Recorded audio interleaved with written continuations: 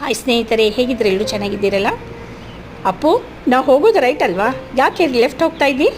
ಒಂದು ನಿಮಿಷ ಅಮ್ಮ, ಒಂದು ಕಡೆ ಹೋಗಿ ಬರೋಣ ಬಾ ಎಂದಿದ್ದಕ್ಕೆ ಮಗನ ಫಾಲೋ ಮಾಡಿದಳು ಸುನೈನ.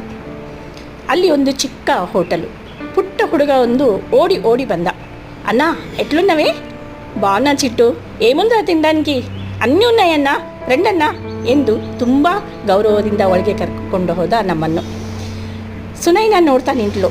ತುಂಬ ಬಿಸಿ ಬಿಸಿಯಾಗಿರೆ ಗರಿಗೇರಿಯಾಗಿರುವಂತಹ ಟಿಫಿನ್ನು ಹೊಟ್ಟೆ ತುಂಬ ತಿಂದ ಮೇಲೆ ಸಂಜು ಹೇಳ್ದ, ಅಮ್ಮ ಹ್ಯಾಪಿ ಮದರ್ಸ್ ಡೇ. ಅಣ್ಣ ಈರೋಜು ಹ್ಯಾಪಿ ಮದರ್ಸ್ ಡೇನಾ?